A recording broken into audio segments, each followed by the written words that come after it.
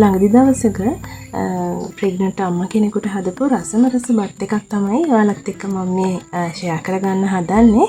ඉතින් මාත් එක්කම මේ බත් එක හදමු. ඉස්සෙල්ලාම අල බෙදුමට අවශ්‍ය කරන ලුණු ටික මම මේ විදිහට එයා ෆ්‍රයි එකේ දාලා හොඳට ෆ්‍රයි කරගත්තා. ඒකට මම ඔයිල් ස්ප්‍රේ කරලා තමයි තියෙන්නේ. ඊට පස්සේ මේ විදිහට අල ටිකත් මම එයා ෆ්‍රයි දාලාම තමයි බෙදගත්තේ. මේ විදිහට හාල් එක මුලින්ම ලිපේ තිබ්බා. අර ටික බෙදන අතරතුර එකටත් රාම්පි කොලයක් කරාබු නැටි එනසල් දාලා කහ චුට්ටකුත් දාලා තමයි ලිපේ තිබ්බේ. ඊට පස්සේ පරිප්පු එකත් රසට හදා ගන්න ඕන නිසා මේ විදිහට හොදලා අරගෙන ඒකට අවශ්‍ය කරන රට ලුණු එතකොට අමු මිරිස් කරපිංච රම්පි ඒ වගේම සුදු ලුණු ටිකකුත් මම එකතු කරගත්තා. ඊට පස්සේ කහ මිරිස් කුඩු 3-5 උළුහල් ඒවත් මම පරිප්පුවට එකතු කරාද. ඉතින් පරිප්පුව හැමදාම එකම විදිහට නෙමෙයි එක එක විදිහකට මම උයනවා. අද දැන් උයන්නේ මේ විදිහට. ඊට පස්සේ මේකට අවශ්‍ය තරම් වතුර එකතු කරලා මේ ටික හොඳට පොඩි කරගන්න ඕනේ. එතකොට තමයි අර ලුණු එහෙම හොඳට පොඩි වුණාට පස්සේ මේ පරිප්පු එක රසට එන්නේ. පරිප්පු එක ලිපෙන් තියලා ඊළඟ වැඩේට තමයි මම මේ ලෑස්ති වෙන්නේ. ඒ තමයි මාළු කරි එකක් හදාගන්න. ඒකට අවශ්‍ය කරන දේවල් මේ විදිහට මම බ්ලෙන්ඩර් කප් එකට දාගත්තා. ඒකටත් රතු ලුණු, සුදු ලුණු, එතකොට එනසල්, කරාබු නැටි, කුරුළු පොතු, කරපිංචා, රම්පේ ඒ වගේ දේවල් දාලා හොඳ පේස්ට් එකක් මම හදාගත්තා. මේකට තක්කලිත් අපිට දාන්න පුළුවන්. ඒ වුණාට ඒ ප්‍රෙග්නන්ට් අම්මට තක්කලි හොඳද කියලා දන්නේ නැති නිසා මම මේ වෙලාවේ තක්කලි දැම්මේ නැහැ. මාළු එකට ගොරක තමයි එකතු කරගත්තේ. ඊට පස්සේ මේ විදිහට තෙල් ටිකක් ලිපේ තියලා ඒකට මිරිස් කුඩු 3-5 දාලා චුට්ටක් රත් වෙන්න ඇරියා. කහ චුට්ටකුත් මම මේකටම දාගන්නවා. මේ ටික බැදීගෙන එනකොට මම අර කලින් ලෑස්ති කරගත්තු පේස්ට් එක එකතු කරගන්න ඕනේ. ඊට කලින් අබයි උළුහාලුයි ඒ තෙලටම දැම්මා. දාලා තමයි අර පේස්ට් එක මම එකතු කරගන්නේ. මේ ටික ටිකක් රත් ගොඩාක් ගින්දර වැඩි කරගන්න එපා. රත් වෙලා කළු වෙන්න බලනවා. ඊට කලින් මේ අපි මේ පේස්ට් එක එකතු කරගන්න ඕනේ. පේස්ට් එකත් හොඳට බැදීගෙන එනකොට අපි කලින් සූදානම් කරගත්තු මාළු ටික එකතු කරනවා. මම මේ මාළු ටික කලින් දවසේ මැරිනේට් වෙන්න තියලා තිබ්බි ෆ්‍රිජ් එකේ. ඒකට සුදු ලුණු මේ ගම්බිරිස් ලුණු කහ හොඳට අත ගාලා තමයි ෆ්‍රිජ් එකට දැම්මේ. ඊට පස්සේ මෙන්න මේ විදිහට මාළු ටික එකේ කලවම් කරලා අවශ්‍ය ප්‍රමාණයට වතුර දාලා අපි මේක හොඳින් වහලා ඉදව ගන්න තමයි තියෙන්නේ.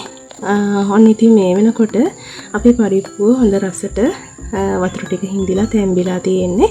මම දැන් හොඳ කිරි ටිකක් එකතු කරන්න තමයි ලෑස්ති වෙන්නේ. කිරි එකතු කළාට පස්සේ අපිට පුළුවන් පරිප්පු එක තවත් රස කරගන්න. කරපිංචා කොළ 2-3ක් එකතු කරන්න මේ කිරි එකටම. ඒ වගේම එනසල් ඇටයක් මේකට එකතු කරගන්න පුළුවන්. එතකොටත් පරිප්පු එක වෙනද කනට වඩා ගොඩක් රසට හදාගන්න පුළුවන්. ඉතින් අමුත් එක් වගේ නවනම් ඔයාලට කහබතට වගේ පරිප්පුවක් හදනවා නම් මේ විදිහට එනසල් ඇටයක් දෙකක් දාලා බලන්න රසට තියෙනවා. මේ වෙනකොට බත් එකත් අපි ඉදලා තියෙන්නේ. මම ගත්තේ බාස්මති හාල් එකක්.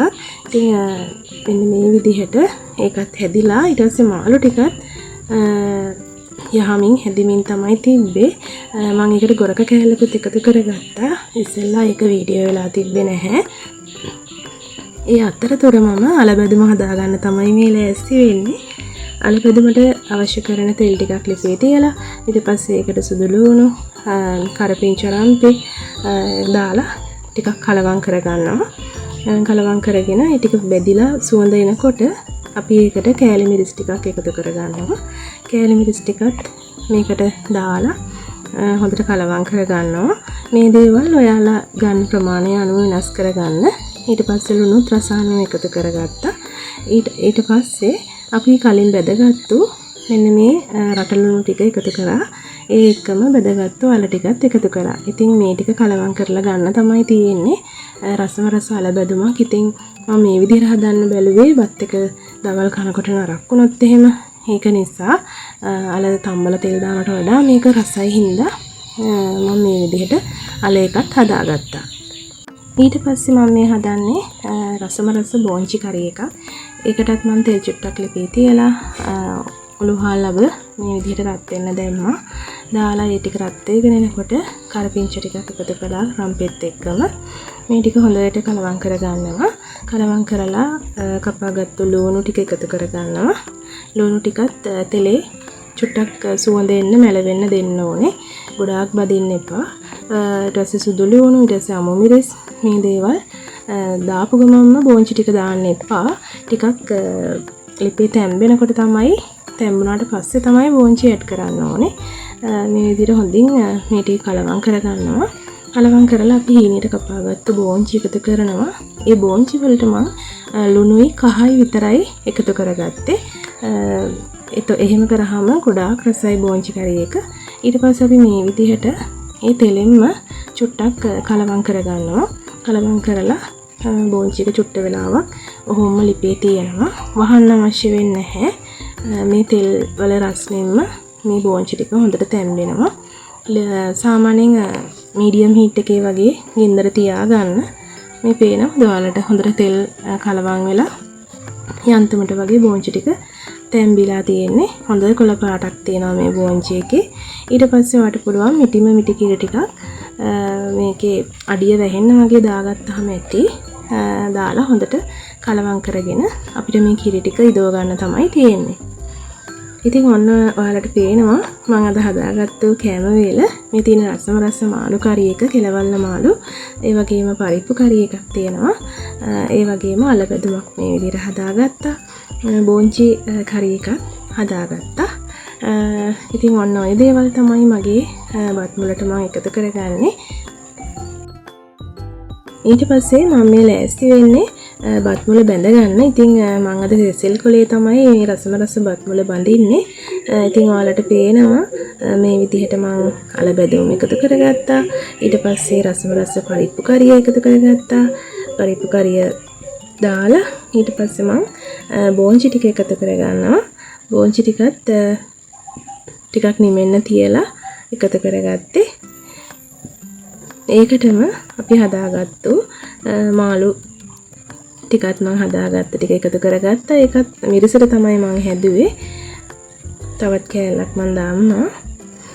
මෙන්න මේ රසම රස බත් මුලේ තනියටම බෙදපු මිරිස් කරල් දෙකකුත් එකතු කරගන්නවා. ඉතින් කන කෙනාට රසට අනාගෙන කන්න පුළුවන් නිසා මම මිරිස් කරලකුත් දැම්මා. ඉතින් ඔන්න ඕක තමයි මම හදාගත්ත අද රසම රස බත් මුල. ඉතින් ආයෙත් ඔයාලට මේ වගේ ලස්සන වීඩියෝ එකක් අරන් එනකන් ගිහින් එන්නම්. සුබ දවසක්.